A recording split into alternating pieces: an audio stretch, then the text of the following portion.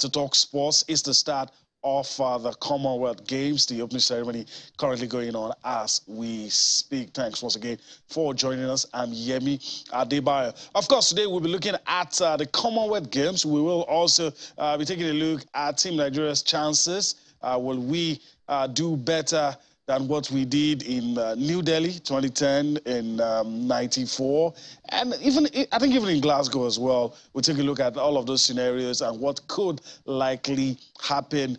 We have lined up for you tonight, of course, people who will give us insights into what to expect from Team Nigeria when, of course, they begin to compete in Glasgow. Don't let me let the cat out of the bag just yet. And also, we will at some point take a look at what is happening in Nigerian football. We will also take a look at how some of the other countries are rewarding or welcoming back the athletes that did so well at the just concluded World Athletics Championship. Let me quickly introduce my partner in the Lagos studio. Bolu Omoni joins me now. Bolu, greetings to you. Thanks for joining me on the show tonight. Yeah, good to be again on this well, beautiful, kind of warm Thursday evening. And going into the Commonwealth Games, I don't think we've ever gone into this event with this much hope,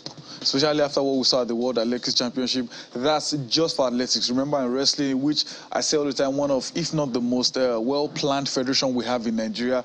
We have Blessing, we have Odron Adekuroye heading into this with high hopes of also winning medals and other sports. So I think Nigerians, we should enjoy the Commonwealth Games. It could end up becoming one of our best outings because the athletes you don't know before now, people know now. Everyone is looking at, oh, well, Brume can do this, Blessing can do this, Toby Amusho can do this. And remember the likes of even Favor, Ophelia and Co. that pushed hard, our 4x100 women that pushed hard to the final and narrowly finished fourth. Now, some of those that they lost to would not be here.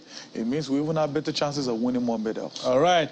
And it just so happens that we have joining us on the show tonight, just as Bolu said it, the president of the Nigeria Wrestling Federation, Daniel Igali, he joins us now.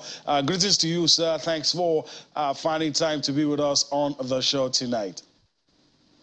Good evening, and thanks for having me on your program. All right.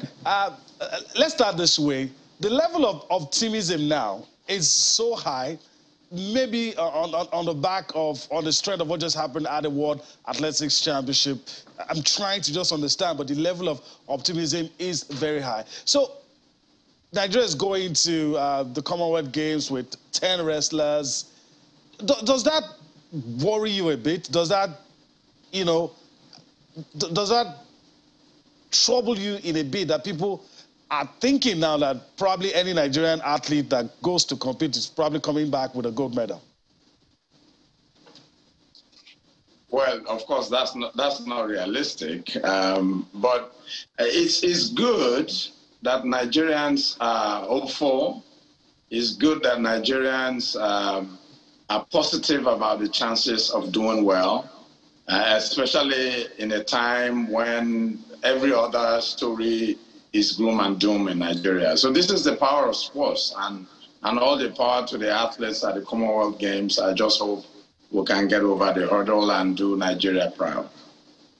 All right. Talking about being realistic now, I want to hear from you. A lot of our viewers are hanging on every word that will come out of your mouth.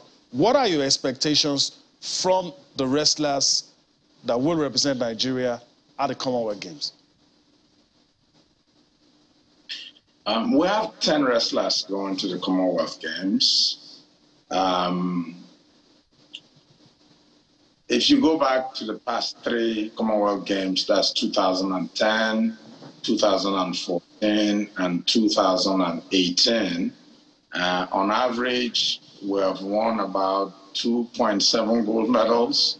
So it was 3 gold medals in New Delhi, 2 in Glasgow, and then 3 in Australia this last time. So I think there is the opportunity for us to win medals. At the last Commonwealth Games, we went with 11 athletes and won 11 medals. We're hoping that we will have our athletes compete at the highest level, and hopefully that everyone going has a chance to medal. Whether these will all be gold medals, silver medals, or bronze medals is what I can't tell. But I can tell you that we've prepared to the best of our abilities.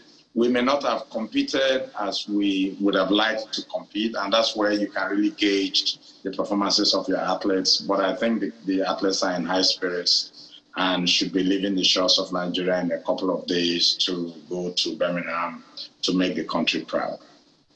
All right. Do you, on our part, as lovers of the game, as supporters of Team Nigeria, do you think it's disrespectful to think that, well, it's the Commonwealth Games, some of the top teams, top athletes from top countries will not be competing at the Commonwealth Games? Do you think it's disrespectful for us to just assume that because that's the case, we should just be coming home with all the medals in every event that we compete in? I think it's not realistic. Let me use that word. You're looking at 72 countries and territories and the Commonwealth competing here. And in virtually every sport, you have world beaters there. So whether one or two athletes decide not to compete, especially athletes in the professional ranks, like in athletics and stuff, decide not to compete does not in any way weighing down the quality or depth in the sports of the different countries. So yes, I think Nigeria will go in there hoping to do well, but let no one be of the illusion that Nigeria will go and pack all the medals. It's going to be very competitive. Okay.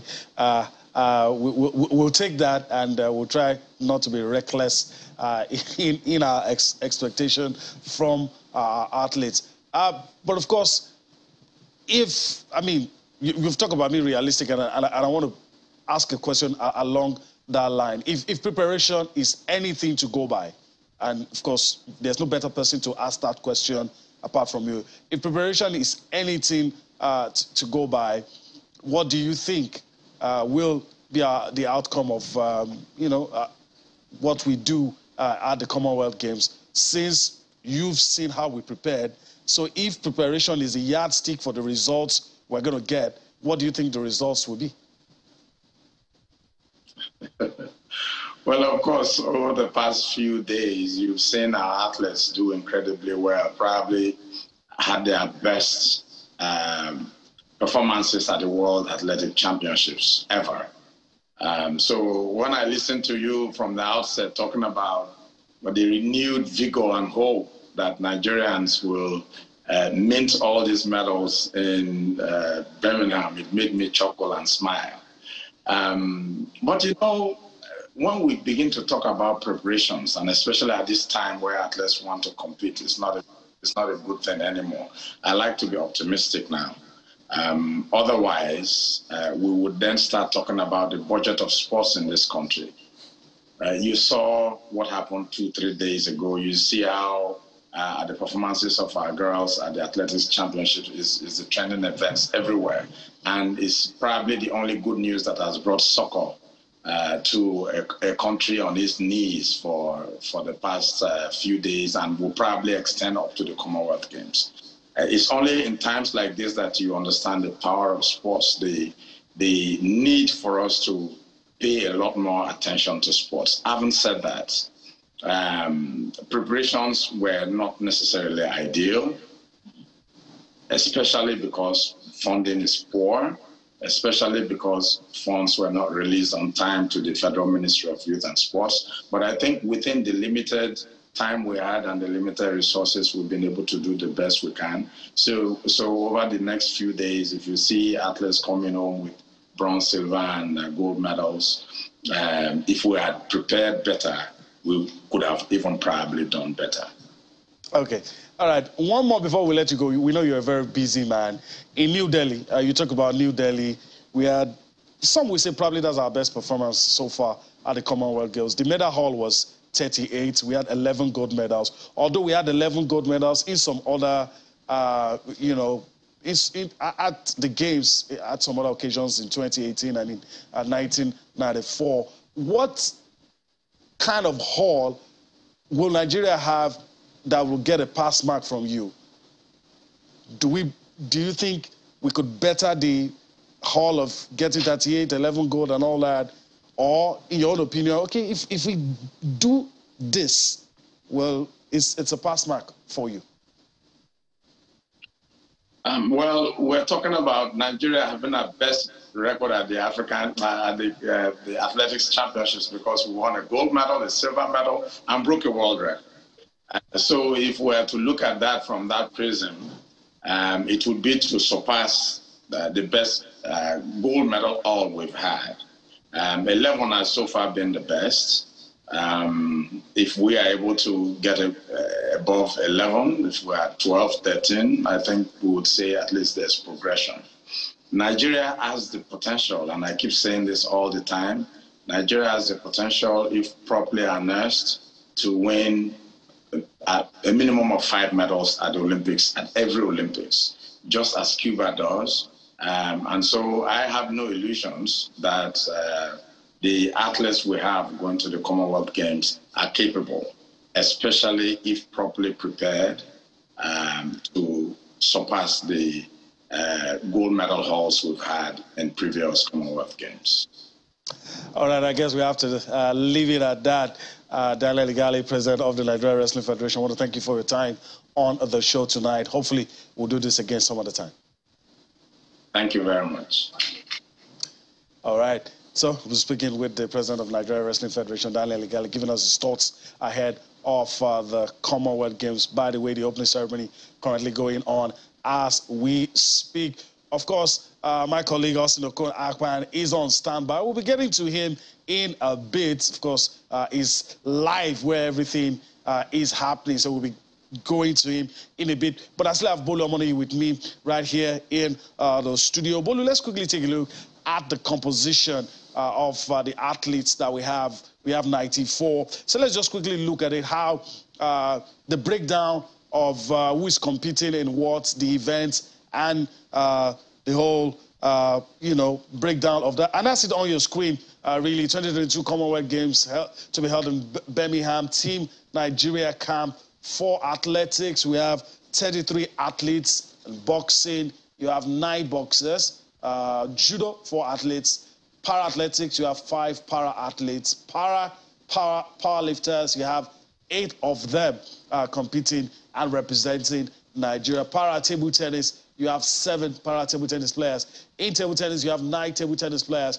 Weightlifting, you have 9 weightlifters. And, of course, wrestling that we highlighted just a while ago, talking with the president of the federation, we have 10 wrestlers. Bolu, let me just quickly come to you to get your thoughts. What kind of outing are you expecting? And you started this with me talking about the optimism that is in the air because of what the guys were able to do in Oregon.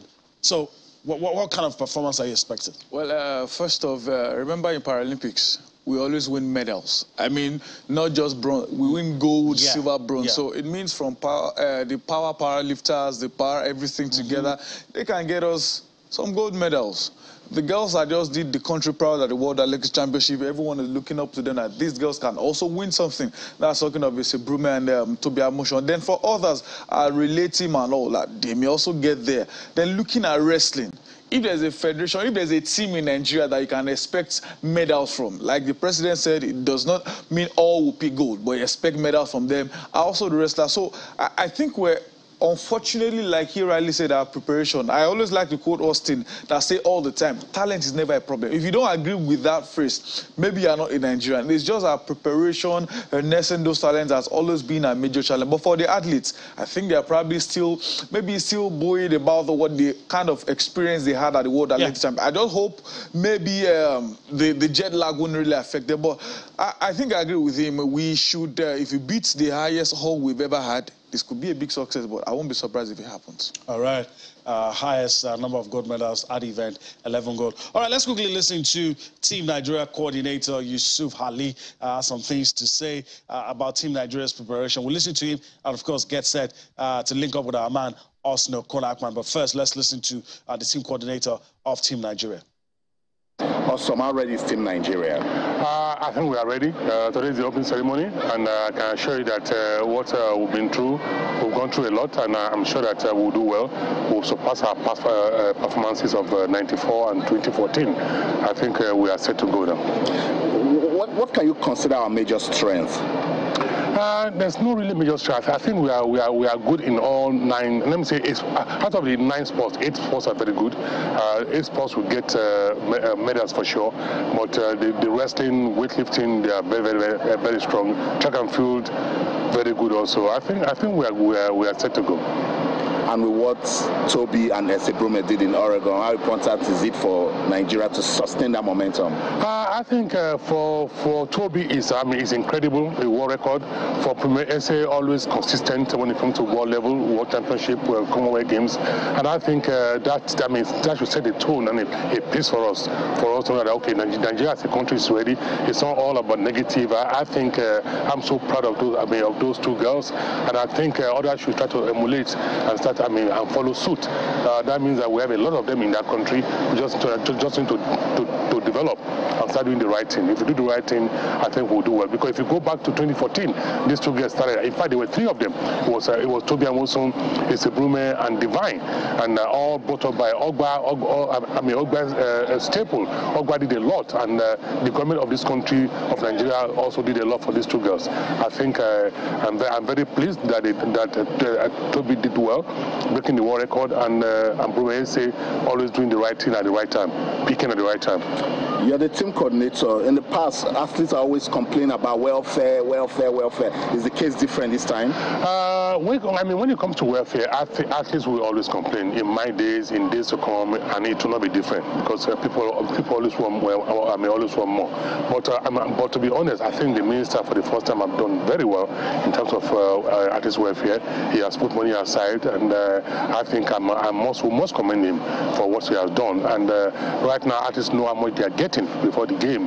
Like in nowadays, you don't know how much you get until after the game. But right now, they know how much they are getting. So the issue of people not being happy, it's no longer there.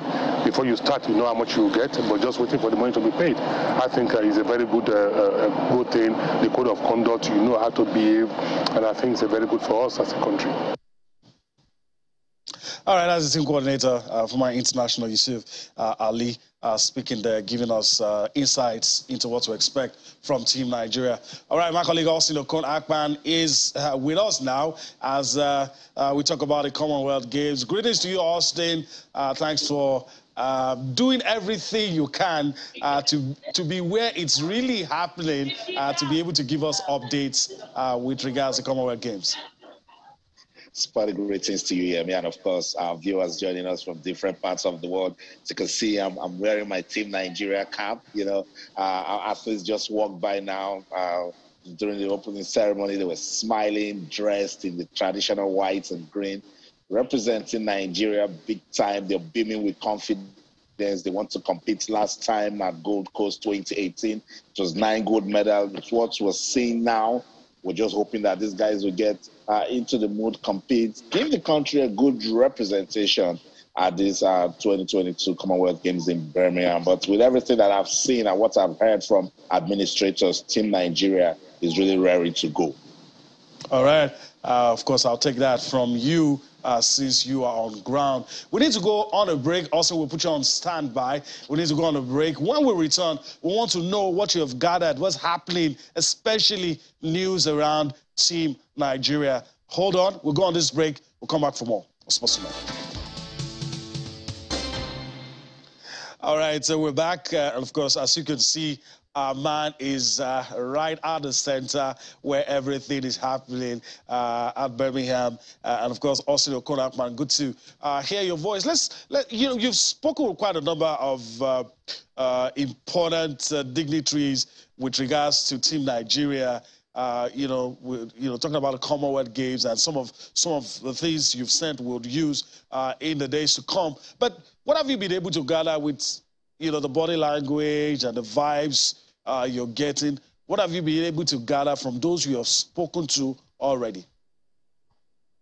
I sat down with the Honorable Minister of Youth and Sports Development, Mr. Sunday Dare, and I had to, ask questions, particularly how can we sustain the momentum that we're enjoying from Toby Amuson breaking the world record right there at the World Championships in Oregon. And I said, look, it's beyond, Toby's record, that we need to start doing the right things towards the development of athletics in Nigeria.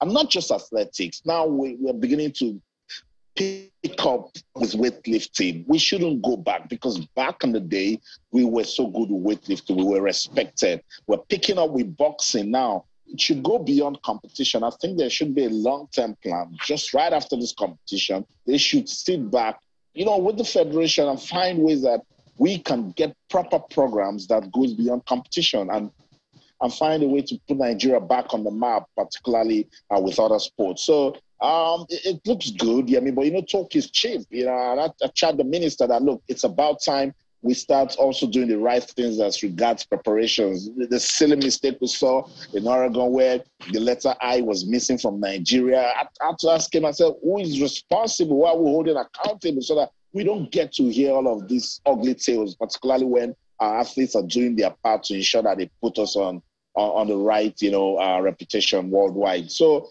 it's a lot coming out of this competition. Don't forget, it even goes beyond competing. There's the sports diplomacy angle. I asked the minister, what are we doing as a country to find a way to, strike strategic partnerships with other Commonwealth countries, see what they are doing, and find a way to, develop our own sport. Spoke to Marion Yali. She likes what's happening with athletics. All our records gone, So let's see what will happen when our athletes start competing.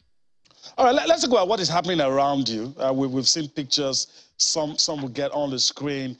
Fans everywhere lit up. 72 countries competing. I mean, you can see there's a touch of royalty. Prince Charles even in your picture there, meeting with some of the athletes coming to the Commonwealth Games. So what's the mood like around? We've seen and hearing a lot of enthusiastic fans, very happy that this is happening in Birmingham. Right, guys, it's beautiful. You could feel the passion.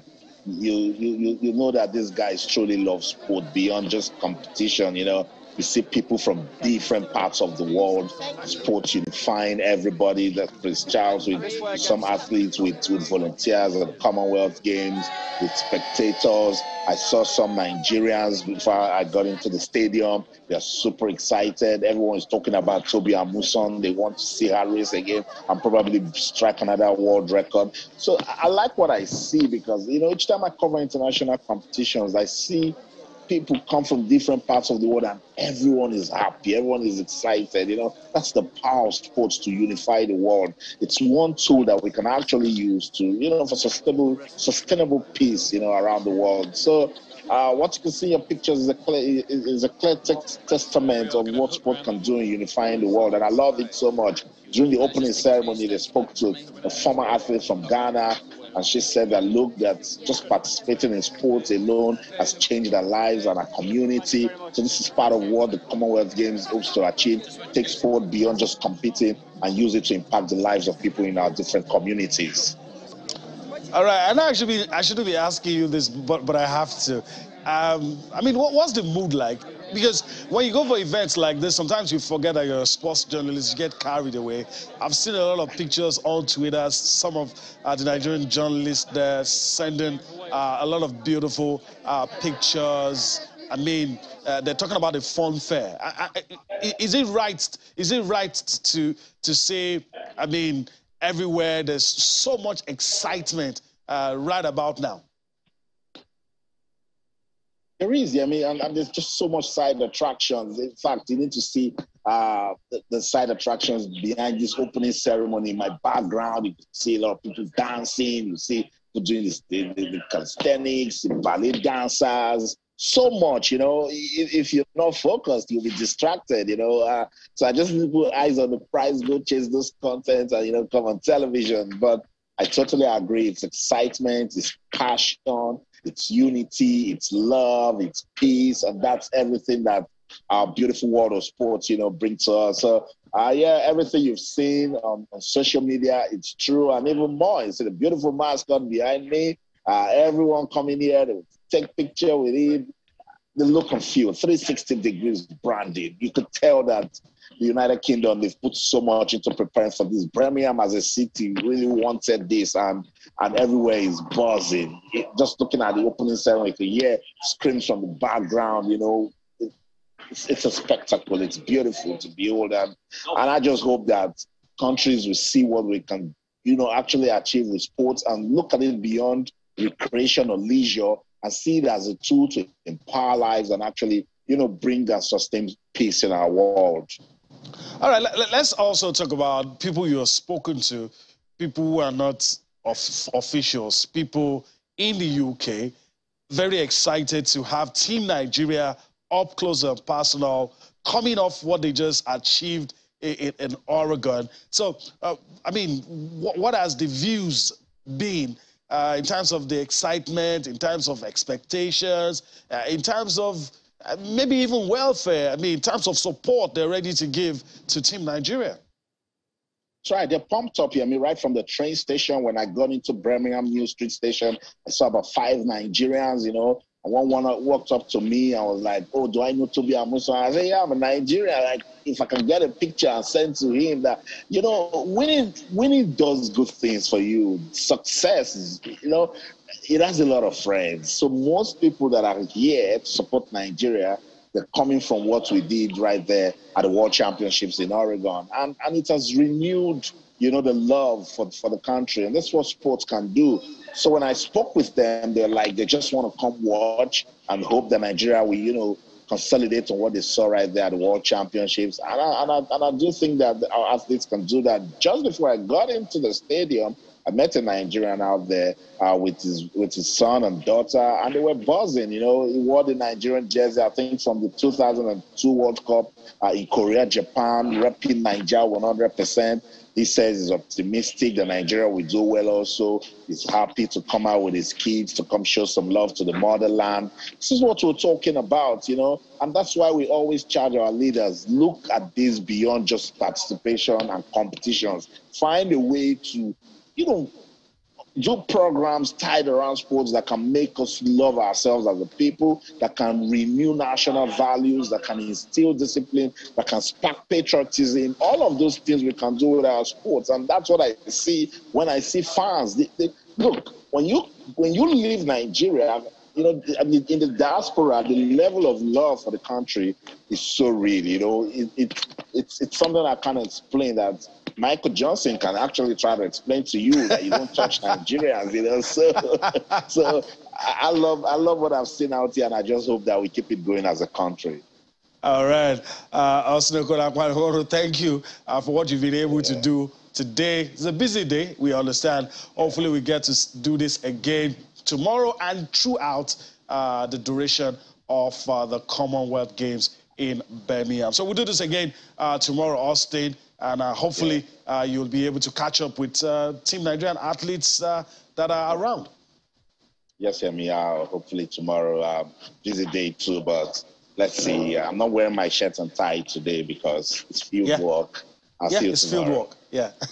All right. Okay. So that's my colleague Austin Okorakwen giving us all the updates with regards to the 2022 Commonwealth Games. I say Avolomoni with me right here, and you were, talking around, the buzz around Team Nigeria, and a lot of people are saying it might just be our time to surpass the 11 gold mark, that 11 gold mark that we have. And Daniel Igali has said that if we do anything better than 11, then that has to be our best performance ever at the Commonwealth Games. Well, even listening to the team coordinator, Yusuf Ali, talked about how they are ready, pushing hard, everyone who wants to do much more. Even from him, he said, 8 of the 9 sports are expected to do well. Then 2 are meant to even do very well. The athletics and the wrestling federation, those ones are even ready to do much more. So I think I agree.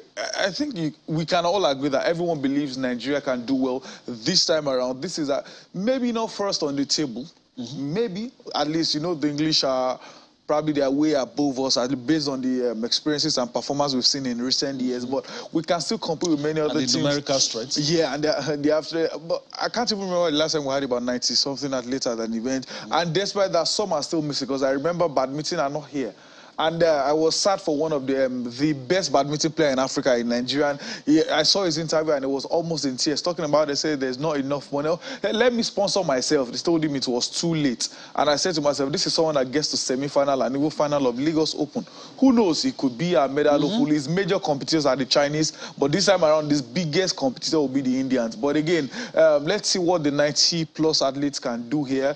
Maybe they can give us at least 11, 12, 13 gold medals, but I'm really, really optimistic about this event. Like I said, everyone is pumped up. We saw these two ladies.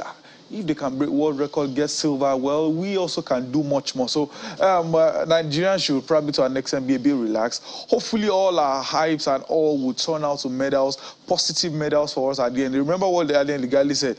Yes, the preparation is not so good, funding everything, but maybe that can spur them on to do much more and at the end win more medals for Nigeria, hopefully. All right.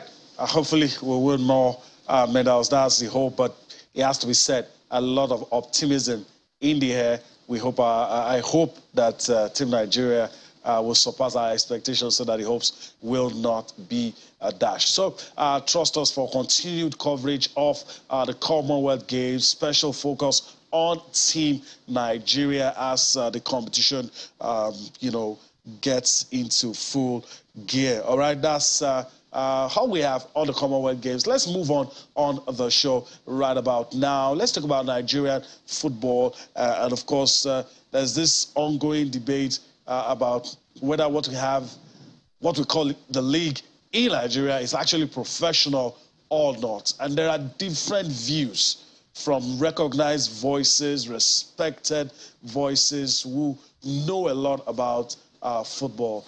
Tonight on the show, we want to listen to a CAF and FIFA instructor, former coach of the Super Eagles, Adeboye Odigbide, giving us his thoughts on the professional league in Nigeria, his own assessment of what we call the professional football league in Nigeria. Let's listen to him. I say I have Bolu with me, and we take it from there. Let me ask you today, how many football clubs are in Nigeria? Anybody? About how many? Uncountable, Abi.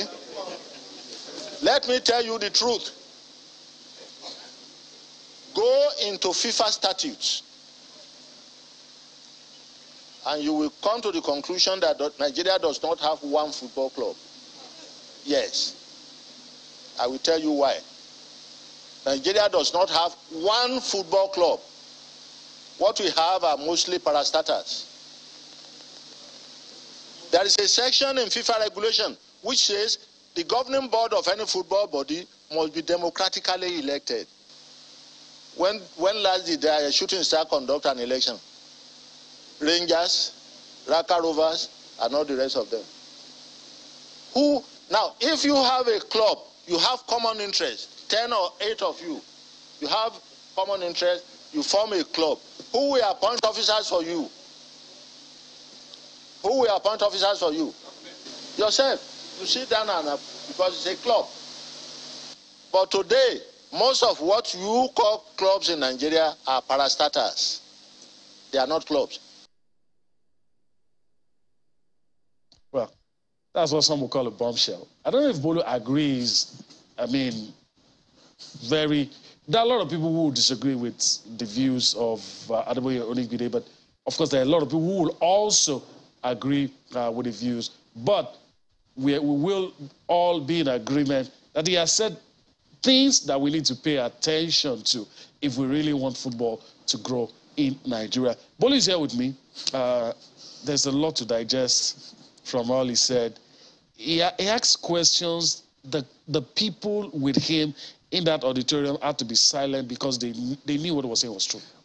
Sometimes there's a regular phrase that what an elder sees sitting, you need to climb the mountain and you still not see anything. Well, if an 80-plus-old man that's been in the business for God knows how many decades says some things, well, you may not agree with everything he says, but you have to pick some words. I remember listening to one of the football administrators and senior journalists we have, and he said when his boss asked him, why are we even playing league? He said the only thing he has just is recreation. We're just helping the youth. That's always his answer. We've heard it over time, that licensing regulation. I saw a statement from LNC that next season we will follow through. I hope it's not just vibes and inshallah like people say, because we are not doing... How many leagues in the world that would add professional to their name? Let's start from there. I don't think anyone comes to mind. So the fact that you even have to tell them you're a professional means there's a question to ask. We are not running like a professional. People will tell you because it's most of the clubs are government run. I say no, it's because we are not standing. The LMC are not government run. So if a private company are not doing the right, if LMC makes stands on some things, maybe to get better, we need to start doing things like contract, security, official. Wasn't after match 30 that LMC says some officials cannot read and write? So how do you write the names of players if you cannot read and write? And you are a match referee in the NPFL. So many things are wrong. It's just that we talk about all these things all the time. The question is it that we are not ready, or we don't know, or we know we just don't want to? Last week we talked about some guys that set up a company, I can't remember, their sports or something, that grassroots and everything. Almost every sport administrator in Nigeria, state FA, all of them, everything they say is grassroots. Then after manifesto, after winning, we don't hear about it anymore. Yeah. So hopefully we get to, so we have these talents. We just need to do the right things. You know, and if we do the right things, we stand to benefit. That's a problem. So what stands against us doing the right thing? Because if we do the right thing, everybody benefits. You have more jobs for people. There's standard.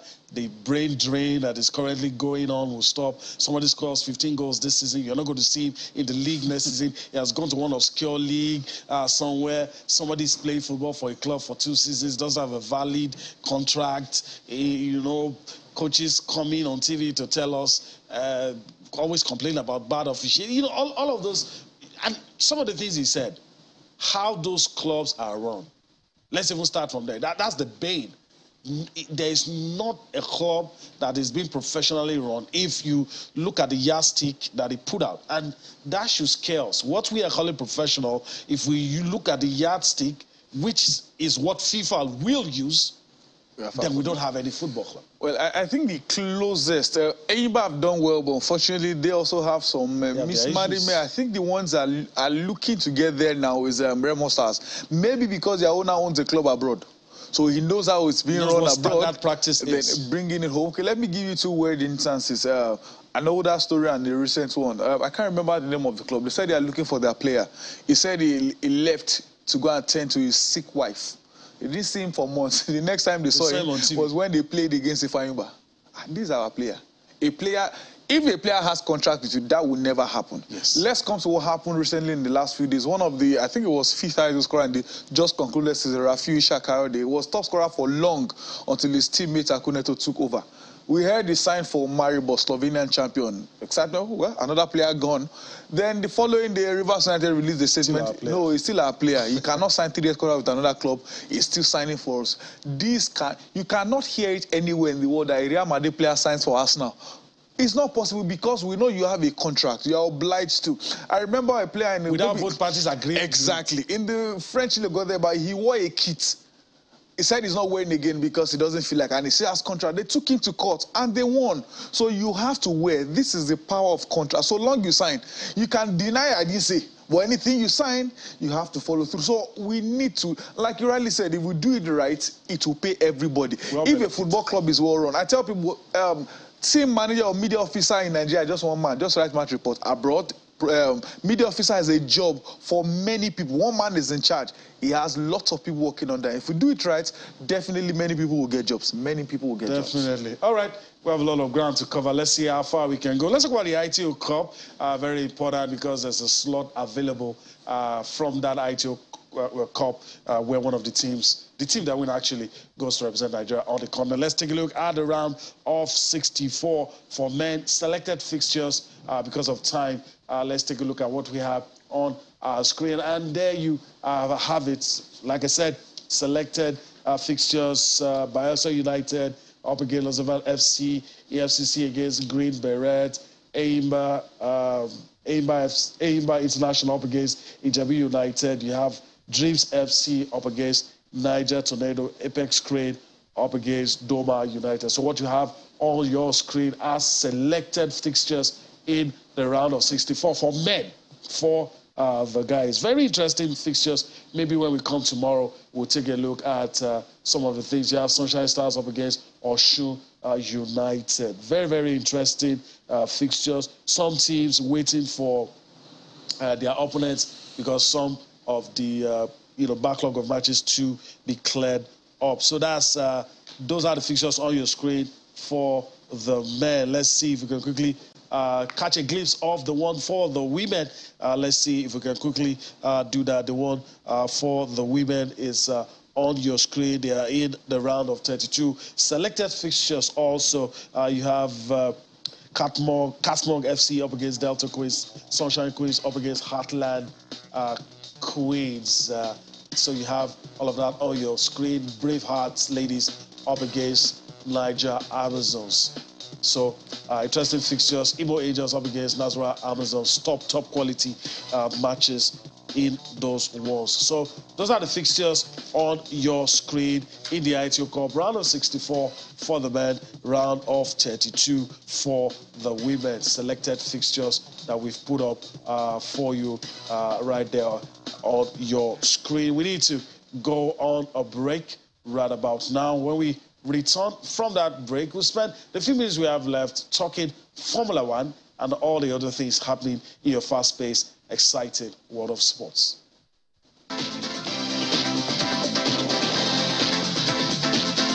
The Channels 24 app means you'll always be in touch with the news. Get the latest local and international stories on the go. And there's our social media platforms for news from around the world. Watch the news live and play videos that matter to you. You can also check the Eyewitness section to report events around you. Just click on the Eyewitness icon and follow the instructions to upload your content. Channels 24 app, the news at your fingertips.